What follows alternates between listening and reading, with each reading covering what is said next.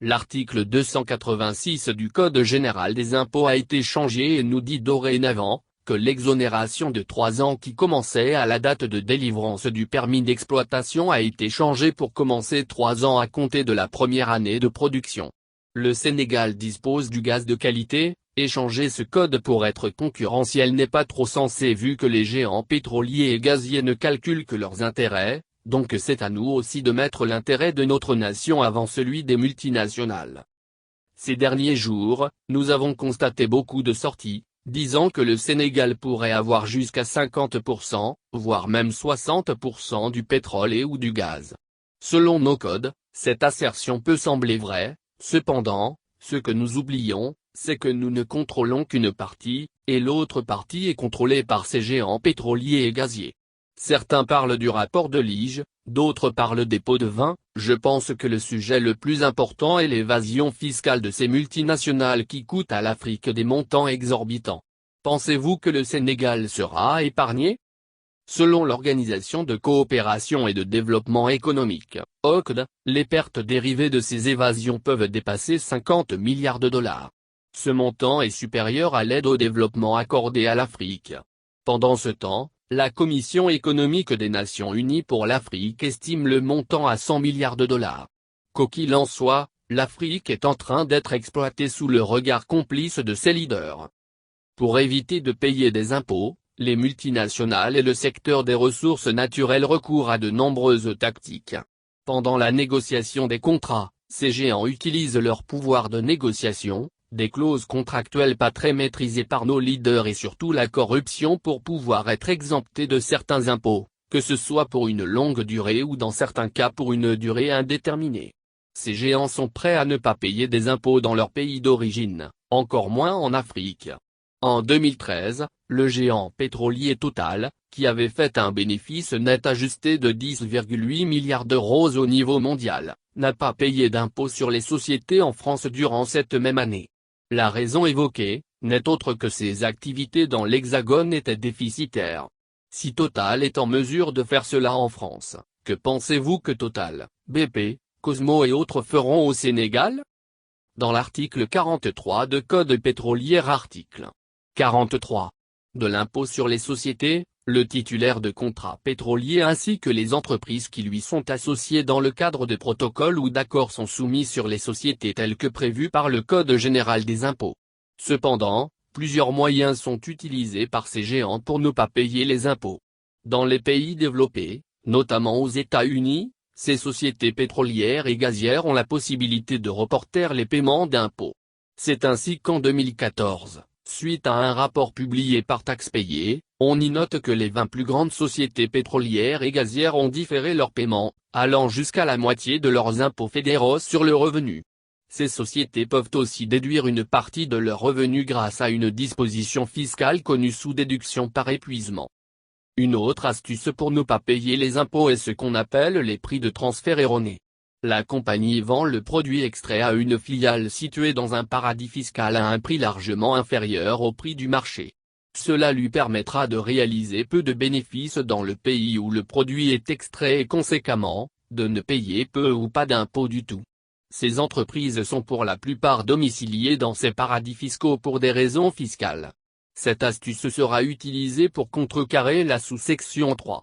Lieu d'imposition et l'article 35.1 du Code, l'impôt est établi au nom de chaque société pour l'ensemble de ses activités imposables au Sénégal, au siège social ou, à défaut, au lieu du principal établissement. Dans la sous-section 4 du Code de l'impôt article 36, le taux de l'impôt sur les sociétés est fixé à 30% du bénéfice imposable. Toute fraction du bénéfice imposable inférieure à 1000 francs est négligée. L'autre astuce utilisée pour contourner l'article 36 est la double imposition qui peut servir à éviter de payer les impôts. La société choisit le pays où elle sera imposée, soit dans le pays où se trouve son siège social ou dans le pays où elle réalise ses bénéfices. Le but est d'éviter d'être taxé deux fois. La plupart des contrats dans les pays africains ont cette clause et souvent ces entreprises reçoivent la garantie de la part des leaders africains, de se soumettre à la loi désirée. Ces entreprises vont souvent dans les paradis fiscaux, comme les îles Caïmans ou aux Bermudes pour tirer profit de cette non-imposition. Disons que le Sénégal et l'Australie ont une convention fiscale. BP va en Australie pour y créer une filiale et l'argent gagné au Sénégal est envoyé en Australie. Vu que le taux d'imposition est de 0%, l'argent que BP a gagné au Sénégal pourrait être versé dans la filiale d'Australie sans déduction. Savez-vous combien de milliards de dollars l'Afrique perd par année à cause de cette tactique? Prenons l'exemple sur Cosmo. Cette compagnie a été constituée aux Bermudes sous le nom de Cosmo Energy Ltd en 2011 pour devenir une filiale de Cosmo Energy Holding. Cette dernière a été créée en 2004 en tant que société exemptée, conformément à la législation des îles Caïmans. La loi de 1966 des Bermudes a donné à Cosmo ainsi qu'aux autres géants sur son sol, l'assurance que même si une loi est promulguée qui imposerait un impôt sur les bénéfices ou le revenu, que cette imposition ne sera pas applicable à ces entreprises, leurs activités, leurs actions et leurs obligations jusqu'en 2035. En regardant le tableau des faits financiers, on voit qu'entre 2015 et 2017 que le net loss, perte nette, de Cosmo a accru d'une manière extraordinaire, de 69 836 000 dollars à 283 780 000 dollars avant de descendre un peu à 222 792 000 dollars. Si on se base sur ces chiffres, cette entreprise n'a pas réalisé de bénéfices, donc ne peut pas être imposée. Ces entreprises peuvent aussi faire appel à leur inventaire qui est défini comme la quantité et la valeur des articles en stock. Il comprend entre autres les matières premières en attente ou en cours de production. Dans leur cas ainsi que BP, il s'agit des gisements de gaz non encore exploités. Ce qu'elles peuvent faire, c'est surévaluer le stock pour affecter le revenu en surestimant les gains de la période comptable. L'autre manière d'économiser en montrant que l'entreprise a fait une perte est d'offrir aux dirigeants la possibilité d'acheter des actions à un prix inférieur. L'autre manière d'économiser en montrant que l'entreprise a fait une perte est d'offrir aux dirigeants la possibilité d'acheter des actions à un prix inférieur. Pour éviter que les grandes entreprises constituées dans des pays étrangers ne bénéficient d'exonération fiscale, le Congrès des États-Unis a adopté une législation qui réformerait les lois fiscales, pour qu'elles s'appliquent à certaines entreprises qui se réfugient dans les pays étrangers, mais qui ont un bureau aux États-Unis. Ces niches fiscales ont été bouchées, car ce sont des milliers de dollars en impôts non recouvrés. Pourquoi ne pouvons-nous pas créer une loi qui puisse aussi nous protéger de ces évasions fiscales au Sénégal? Pour Cosmo, il faut noter que le taux d'imposition aux États-Unis a été d'environ 433% pour l'exercice de 2017. À part les États-Unis, durant la même période, presque toutes les juridictions où Cosmo et d'autres géants mènent des activités, ont eu un taux d'imposition de 0%. La première raison est que certains pays ont légalement permis d'opérer sans payer d'impôts, la seconde est la manipulation avec les chiffres pour montrer qu'elles ont subi une perte. En regardant l'état financier de Cosmo durant les exercices de 2015, 2016 et 2017, il n'y a qu'aux États-Unis que Cosmo affiche un bénéfice. On remarque des pertes aux Bermudes et dans les pays étrangers. Cela ne peut pas être une coïncidence, d'autant que si vous remarquez, ils ont affiché une perte générale malgré les bénéfices affichés aux États-Unis. Le Sénégal et les autres pays perdent beaucoup d'argent, malgré l'entrée relativement importante en argent.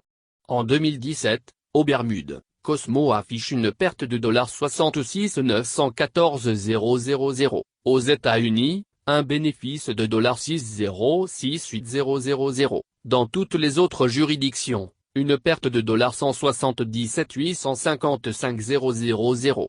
Au total, en 2017, Cosmo a affiché une perte de 117 855 000. Cette perte, est-elle réelle ou manipulée? Cela étant dit, tant que nous ne changeons pas et faisons comme les États-Unis, nous pouvons être sûrs que ces multinationales ne paieront pas d'impôts au Sénégal. Nous nous en limiterons à la part de Petrosen, 10%, et de quelques autres insignifiants avantages.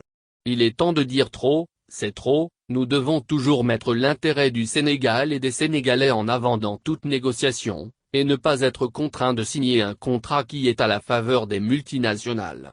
Le Sénégal ne doit pas faire partie de ces pays dont le sous-sol est riche et la population très pauvre. Décomplexons-nous et prenons les choses en main pour combattre la mortalité infantile, le chômage, la pauvreté, la précarité. Ces milliers de milliards que nous perdons au profit de ces multinationales sont une trahison envers toute une nation. Il n'est pas encore trop tard pour rectifier le coup vu que la production n'a pas encore commencé.